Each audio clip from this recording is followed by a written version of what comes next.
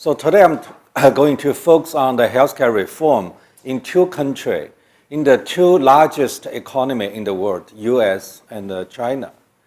They are all, both of them, it's about the most currently new healthcare reform. Obama passed the healthcare reform bill in 2010. It's 1 year later than China. China is 2009. So it's just 1 year apart. So let me ask a simple question. That's my topic. Why healthcare reform is so difficult? That's difficult in any country in the world. Why so difficult? In the US, it took exactly 1 century to finally have a critical step towards the universal health reform, health coverage. That starts from the older Roosevelt president. It's from the 1906 or 1909. He was the first president to ask for have a universal coverage. But until Obama, it took 1 century. But China, the healthcare reform took about 28 years here. Let me first introduce a framework to look at healthcare system across the country. I mean, healthcare system, it's a very complicated, involve a lot of components, but we could only focus on the two most important pieces in order for us to really understand the healthcare system. One perspective, look at the financing.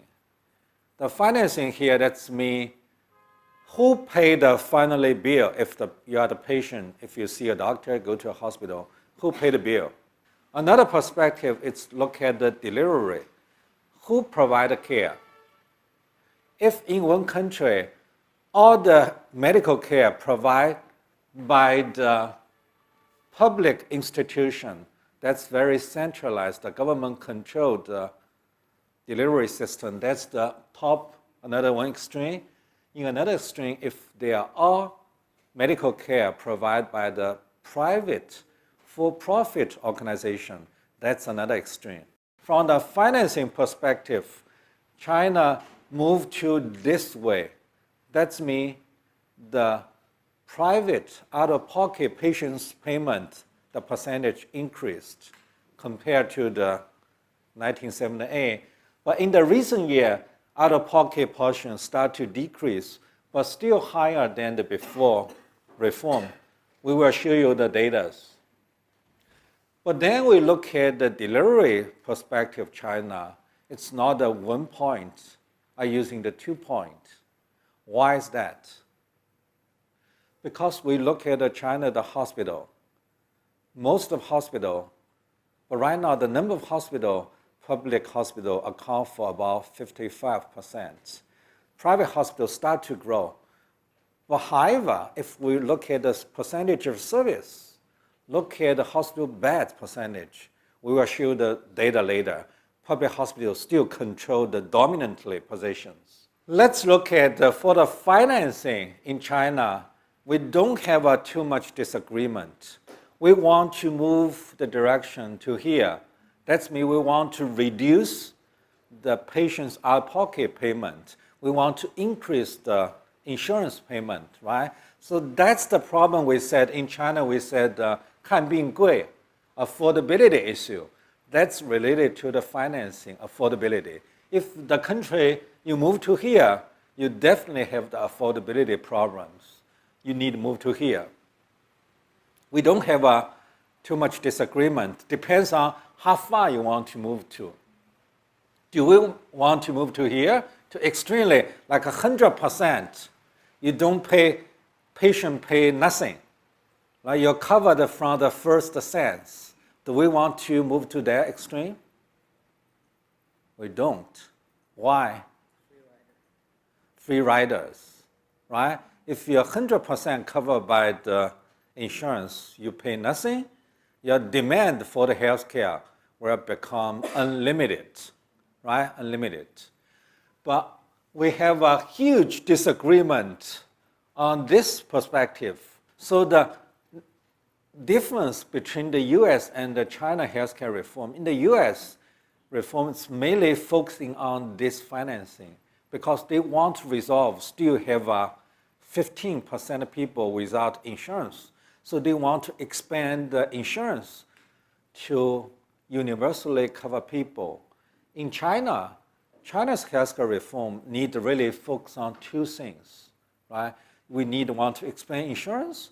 We also want to resolve we said China also people said 看病贵 and 看病难.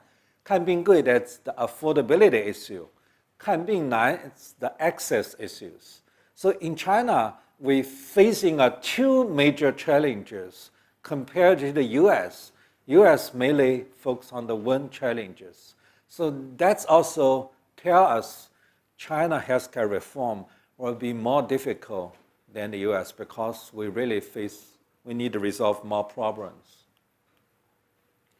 Let's give you a few simple data here. Look at the US healthcare expenditure per capita. We see in the 1960s, every American spent about $150. Right now, they spend about $9,000. Okay? So that's the highest amount of money spent in the healthcare in the world. The second country will be probably around the 6,000. So US about 50% more expensive than the next country. How much is the China's GDP per capita right now? About 6,000, right? About 6,000 US. So that means the US spend on healthcare will be about 1.5 times as the China's GDPs. In the US, in the 1960s, they spent about 5% GDP, but right now spend 17% of GDPs. So that means the healthcare in the US, it's about 1/6 of the economy. So healthcare is the largest sector in the US in terms of the values, in terms of the employment. They are both is the number one industry. So Obama's reform plan, I separate into the three periods. First period I called a troubling start, move forward very slowly. Why it's troubling start? Because Obama at that time, he became the president. He facing the internationally, he want to finish the anti-terrorist, this kind of wars, want to get out, withdraw from Iraq, finish the Iraq. In the internal, domestically at that time, he really healthcare is one of the most important things on his agenda. However, at that time, U.S. start to have a financial crisis, economic crisis. He has to first get a bill to stimulate the economy, but healthcare is still on his agenda very highly. Healthcare reform, why it's so difficult in the U.S. It took 1 century. Why is that? Because different interest group, they have their own interests.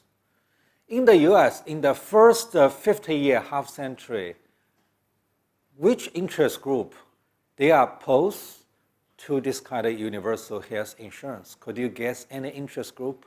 Who has the most important information? It's the physician.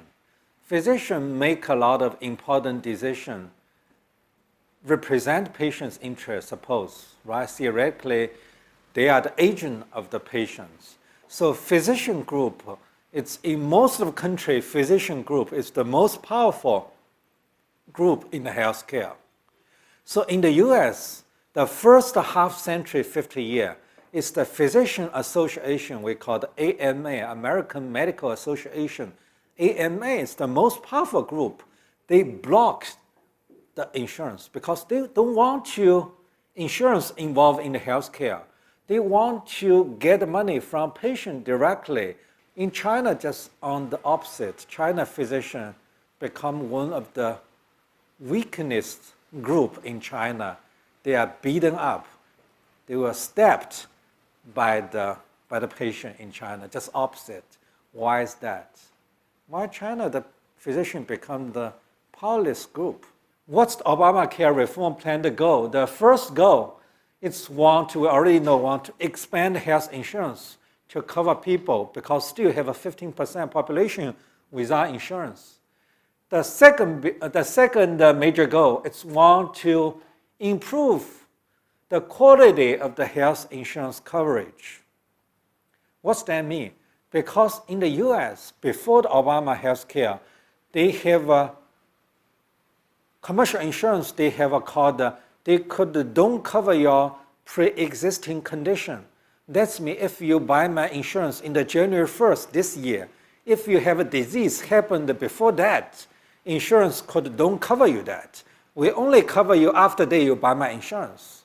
So in this kind of situation, insurance become very insecure, right? If you change your job, if you change to another insurance, that means you could lost your coverage for your previous disease. If you have a chronic disease, that means the insurance becomes so insecure. But Obama reform plan to take away this kind, they said all the insurance, you have to cover all the pre-existing conditions. In the US, we said the first 50 years is the physician group. In the later, it's the private insurance, the pharmaceutical, a lot of different interest groups to oppose to the universal health insurance. So finally, during the Obama be the president, all the interest group, they don't oppose for the universal insurance anymore.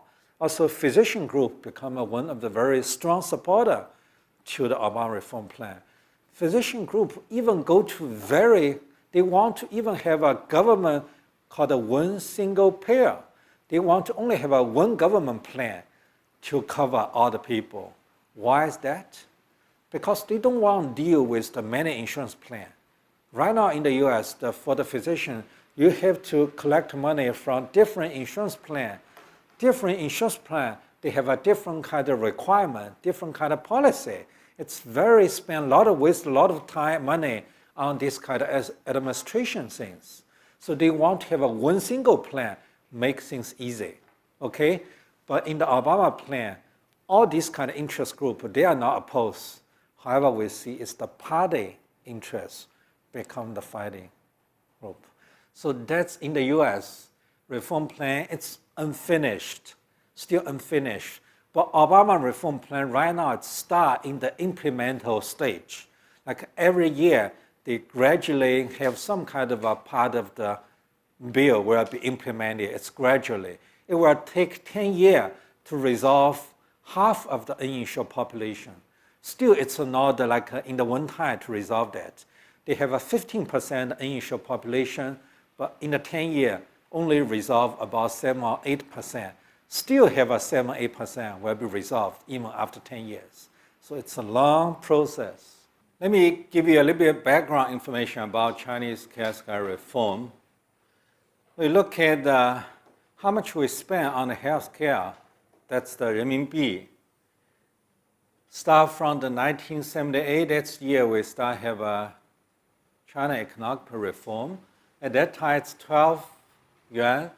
Right now, about 2,000 yuan per people. That's about a little bit over $300 US, right? So compare, if we remember 1970s, US spent about $150 US per capita. So we spent about double than that over half century ago. Also, annual increase pretty rapidly.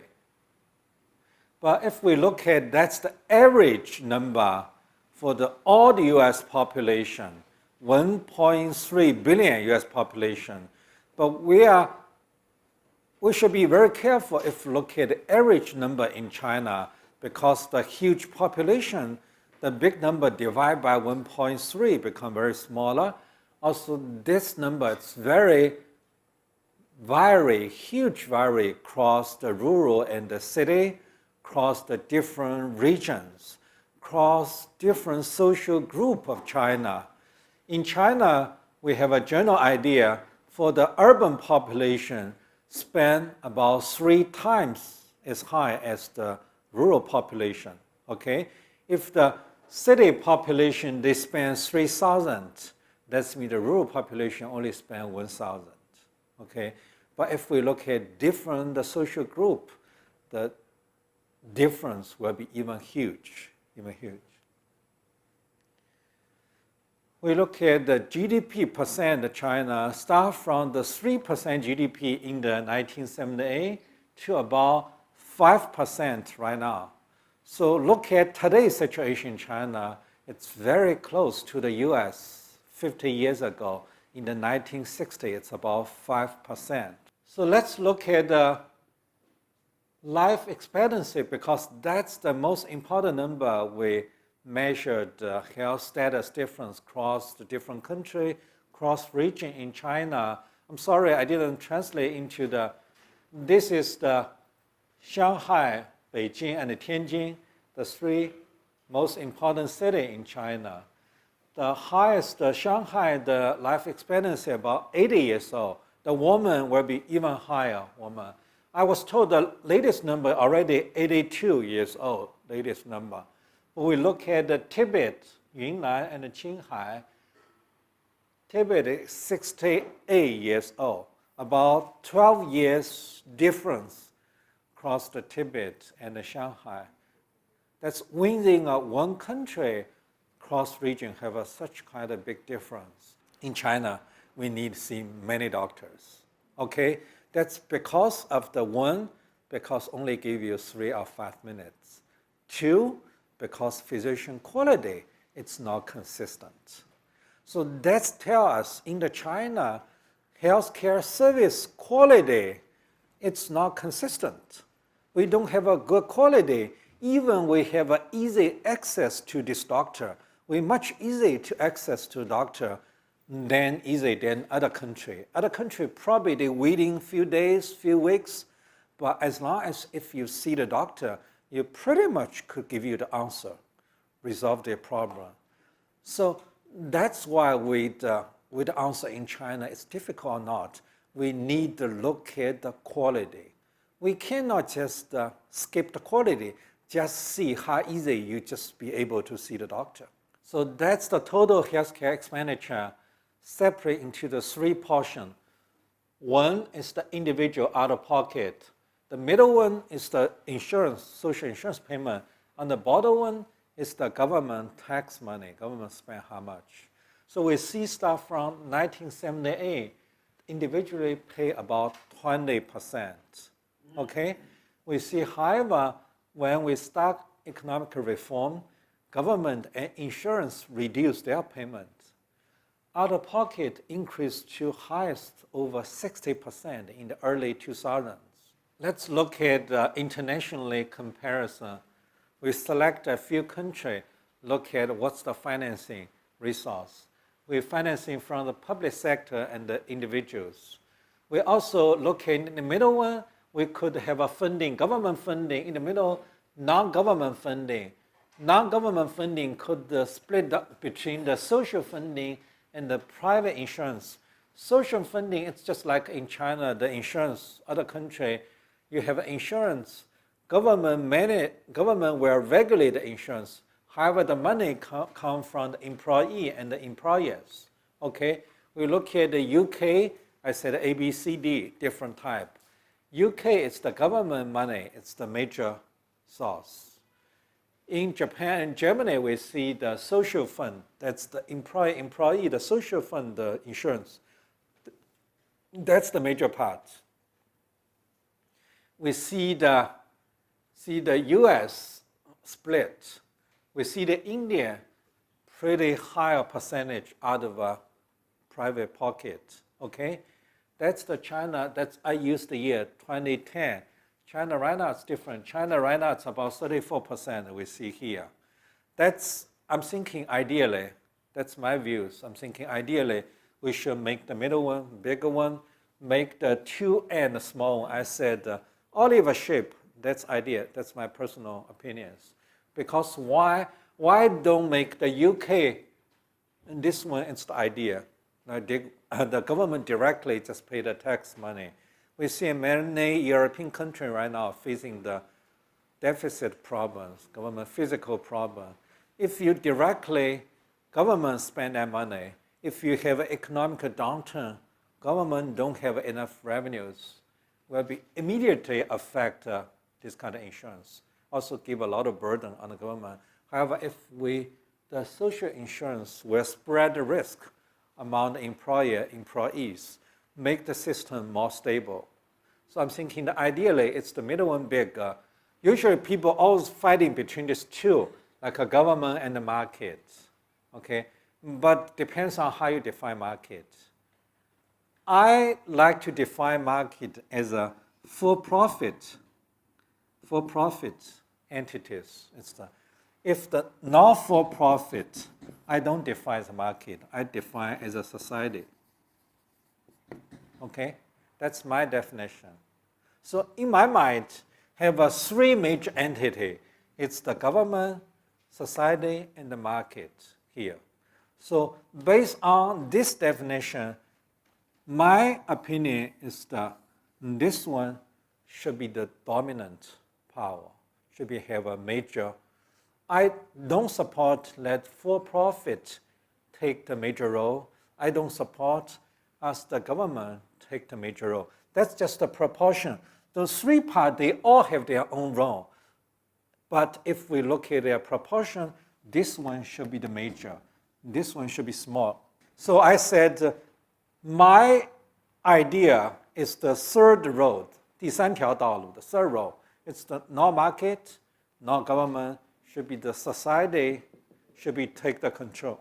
We should let the market, let society to take this kind of a profitable business. Should market society should go ahead first. Let something, unfavorable things leave for the government to do. So do you think this makes sense? That kind of idea makes sense? Government only should taking care of things after market, after society take the best things you should let market to do. Government should do something nobody wants to do. Right? So that's the right idea. However, for many Chinese officials, for many Chinese the healthcare officials, they just think oppositely. They think government should do most profitable things. You should ask the society, ask the private sector to do something. Our government, we don't want to do things. The less profitable, lost money things, you should let the private sector to do. So that's kind of idea we should change. We should make it opposite, right? We should leave the room for the private sector. We should leave the room for the society. Let them do some things they could do, they want to do. Government should only concentrate some things the other sector don't want to do. What's the fundamental problem in China? I said, basic problem is the government monopolizing healthcare medical resource right now. From what I said, I summarizing is the two-level monopolizing, also using 7 policy tools. One level is government control the public hospital. Even 55%, but public hospital take about 90% of services. Okay? The hospital control physician, control the drug, control the medical test. That's why in China we say the hospital service and the physician service, government control the price. They set the price much, much lower than reasonable cost. So that's why hospital, they lost money on the hospital services, lost money on the physician services. They make money from overuse the drug, overuse the tests. That's in China, we said 药养医, right? Compensate their income from the overused drug. So in China, we spend 5% of GDP on healthcare, but we spend almost half of the healthcare expenditure, 45% of total healthcare expenditure on the drugs. That percentage is the highest in the world. In many countries, average about 15% of healthcare expenditure spent on the drug. US spent about 12 or 13% on the drugs. US has the most expensive drug in the world. However, because their service price is higher, because the labor is most expensive, it's most variable. The doctor is the most variable, is higher. In China, the doctor is cheapest. But we know in China, even they make a lot of money on the drug, then the drug money transfer, under the table transfer, kick back to the physician, kick back to the hospitals. There are one president in Shanghai teaching hospital, he said, in China, our physician income have a three portion. That three portion we call the three color. One is the white color. The second part is the green color. The third one is the black color. So the white color, that's the legal portion. That's the income on my pay stubs. The second gray color, that's the patient give the doctor, we call the hongbao, the red envelope. Okay? The third part is the kickback from the drug company, from the medical device. That's illegal. That's why I call the black color. So right now, China doctor, but depends on what kind of, if you are famous experts, your white color is really small. But if we are community hospital, probably all your income probably come from the, most income come from the white color. Advantage and disadvantage in China and the US. In China, most important disadvantage is Chinese government is so powerful, so strong. That's a very important advantage. If government thinking this is the right way to go, we could pretty easily to go. In the US, it's take 100 years, 1 century, want to have a universal coverage. In China, only take 3 or 4 years. Government determine, want to advance coverage. We could do it right away. So that's the most important advantage. But on the other hand, it's the double edge. If the government thinking that's the things that's sacrifice my self-interest, I don't want to do that, that will become most difficult things to do. So that's why we said the last 3-4 years, the public hospital reform, that's the most difficult part, just because government, they feel like they don't want to give up the powers. Last year, the State Council have the plan. They make the prediction. Say the 2011, China spent 2.4 trillion RMB on healthcare. It's predict by the 2020 will become 8 trillion. That's the annual increment, about 14% annual increment. So GDP with the increments about like a 7 or 7.5, that's the prediction.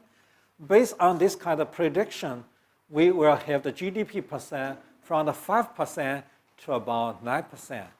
The government officials said they make a prediction from different kind of way.